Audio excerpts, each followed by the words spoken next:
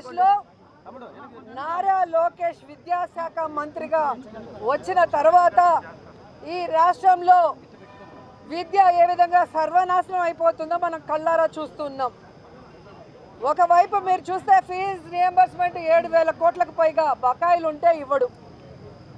ఇంకో పక్క స్కూల్కి పిల్లలకి యూనిఫామ్ ఇవ్వడు, బ్యాగులు ఇవ్వడు, బుక్కులు ఇవ్వడు, నాణ్యమైన అన్నం పెట్టలేడు, ఇంగ్లీష్ మీడియం ఉంటే తీసేస్తాడు, సిబిఎస్ సిలబస్ తీసేస్తాడు, ఐబీఎస్ తీసేస్తాడు.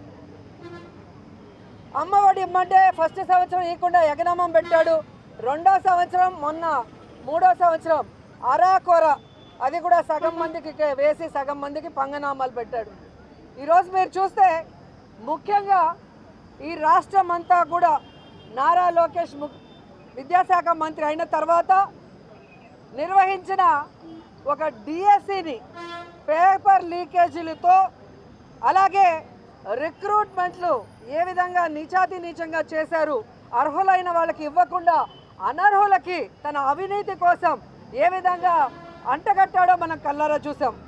మొన్న మీరు చూశారు ఢిల్లీలో నీట్ ఎగ్జామ్ పేపర్ లీక్ అయినందుకు జంజీస్ ఉద్యమానికి కేంద్ర విద్యాశాఖ మంత్రి ధర్మాన్ ప్రధాన్ గారు రాజీనామా చేయటం.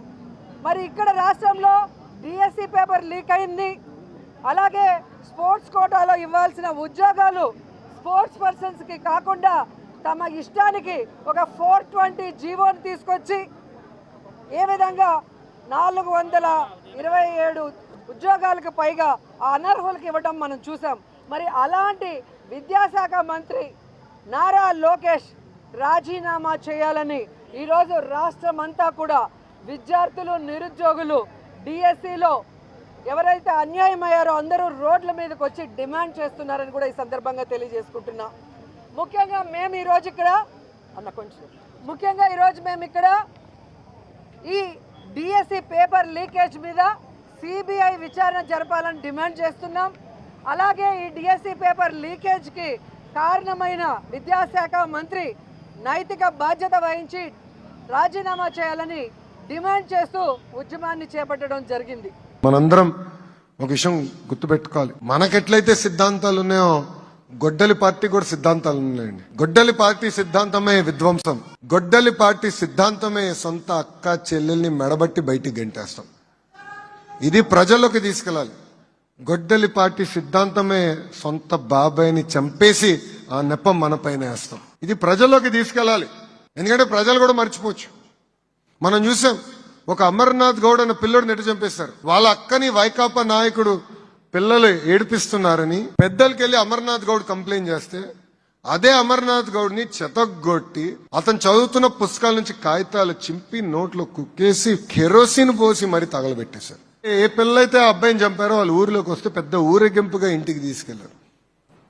ప్రజలకు వివరించాలి, చెప్పాల్సిన బాధ్యత ఇక్కడున్న మనందరి పైన ఉంది. ఫేక్ ప్రచారం కూడా అద్భుతంగా చేస్తారండి. ఆ సైకో వ్యక్తి నరనరాలో ఉంది ఫేక్ ప్రచారం. ఆ పార్టీ డిఎన్ఏనే ఫేక్ ప్రచారం. 5 సంవత్సరాలు ఒక్క డిఎస్సి అని ఇచ్చారండి. వాళ్ళు ఒక్క టీచర్ పోస్ట్ అని భర్తీ చేశారు. అసలు డిఎస్సి అంటే తెలుగుదేశం పార్టీ, తెలుగుదేశం పార్టీ అంటేనే డిఎస్సి. ఇప్పటికీ 2 లక్షల మంది ఉపాధ్యాయుల్ని డిఎస్సి ద్వారా నియమించిన ఏకైక పార్టీ తెలుగుదేశం పార్టీ.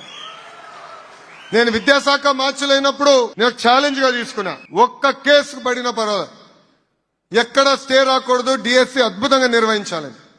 ప్రత్యేకంగా వర్టికల్ హారిజాంటల్ రిజర్వేషన్ అని చాలా కాంప్లికేటెడ్ సిస్టమ్ ఉన్నా కూడా 150 రోజుల్లో 150 కేసులు వేశారండి డిఎస్సి పైన. ఎక్కడ కోర్టు డిఎస్సిని ఆపలేదు. ఏకంగా వాళ్ళు వేసిన కేసుల్లో 30% పక్కన పడేసింది కోర్టు. అది మనకున్న చిత్తశుద్ధి. ఈ రోజు నా పైన ఆరోపణలు చేస్తున్నారు. ఎస్, నేను ఛాలెంజ్ చేస్తున్నా జగన్ ని. టైం డేట్ నువ్వు ఫిక్స్ చేయి, నేను వస్తా చర్చికి, నువ్వు సిద్ధమా అని అడుగుతున్నా. అరే భయపడే బ్యాచ్ మాది కాదురా భయ్. దొంగ పేపర్ దొంగ ఛానల్ పెట్టుకుని నేను తిరగట్లా, రైట్ రాయల్ గారు తిరుగుతున్నా. మీలాగా దొంగ బతుకు మాది కాదు. ఏమని ఉంటే స్ట్రైట్ గా మేము మాట్లాడతాం. రా, డిఎస్సి పైన డిస్కస్ చేద్దాం, గ్రూపుల పైన మీరు చేసింది డిస్కస్ చేద్దాం, లిక్కర్ లో ఎవరెంత డబ్బులు దొబ్బేశారో కూడా దానిపైన డిస్కస్ చేద్దాం. టైం డేట్ మీరు ఇవ్వండి. ఈ లోకేష్ మటుకు సిద్ధంగా ఉన్నాడు. ఇంతేకాకుండా కొంతమంది కొన్ని రోగాలు ఉంటాయండి. ఆ సైకోకు ఒక రోగం ఉంది, దాని పేరే సిసిడి. చెప్పండి, సిసిడి, క్రెడిట్ చోరీ డిసార్డర్. క్రెడిట్ చోరీ డిసార్డర్. నేను ఆదిత్య మిత్తల్తో మాట్లాడి ఆర్సిలర్ స్టీల్ ప్లాంట్ తీసుకొస్తున్నా, బయటకు వచ్చింది.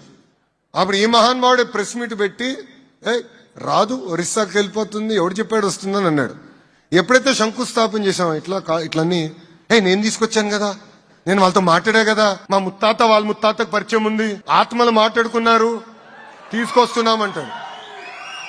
ఇంకా కొన్ని సంవత్సరాలు పోతే ఆగస్ట్ 15 వచ్చినప్పుడు అంటాడు, మా ముత్తాతనే భారతదేశానికి స్వాతంత్రం తీసుకొచ్చాడంటాడు. ఎంత అన్యాయం అండి. గూగుల్ తీసుకొస్తే ఆయన తీసుకొచ్చాడంట.